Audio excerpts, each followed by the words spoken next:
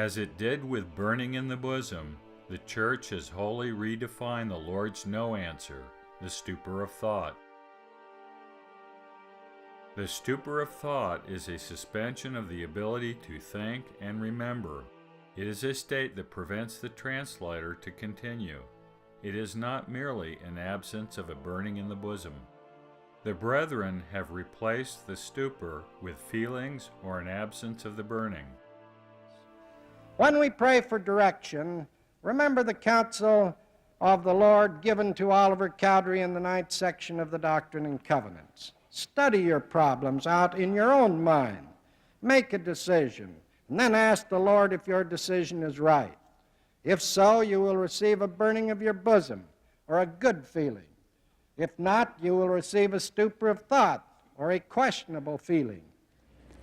This guidance about prayer given to Oliver Cowdery can also aid you. Behold, you suppose that I would give it unto you when you took no thought, save it was to ask me. You must study it out in your mind, then ask me if it be right. If it is right, your bosom shall burn. Therefore you shall feel that is right. Then the answer comes as a feeling, with an accompanying conviction. Then the Lord clarifies, but if it not be right, ye shall have a stupor of thought. That for me is an unsettling, discomforting feeling. But a stupor of thought is not a feeling. It is a disruption of the mental process.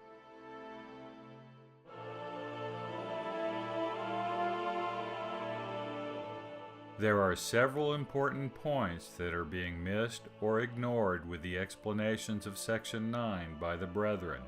The first and most important is the fact the process explained in the Revelation is inspired translation by working the rod. The very next verse after the Lord's explanation of right and wrong answers emphasizes the context. It is not that Oliver didn't understand how to receive personal revelation. It is that he did not understand how to translate with the rod. In fact, we know that he understood receiving revelation by working with the rod, since he had already successfully used the rod for such a purpose. Apparently, there are different processes for each form of revelation. Oliver understood one, but not the other.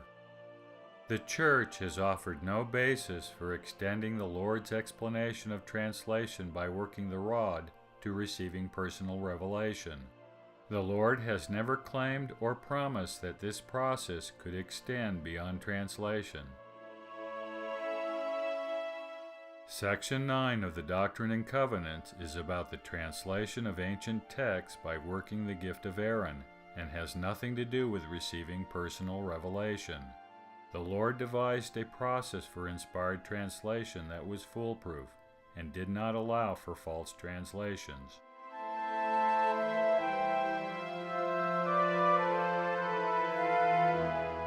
The answer for yes was an unmistakable sensation, burning, not a vague and indescribable feeling. The answer for no was a stupor of thought, which rendered the translator incapable of continuing. Thus, only the sacred could be written, and only the Lord could be the source. When the Lord explained to Oliver that he was to study it out in his mind, the it was not a personal question that needed answering, but the text of an ancient record and a proposed translation. Translation, even with a device like a divining rod or a seer stone, still requires mental labor.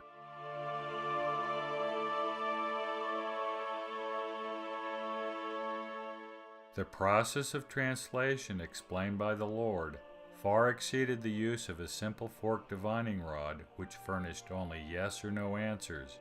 In spite of the Church's view that Oliver's rod was a common divining rod, it must have been something far different and far superior. The revelation of Section 8 of the Doctrine and Covenants made it clear that this rod of nature was a gift of God. This means that Oliver did not make it himself, or that he received it from someone else, as some believe. He received it from God himself.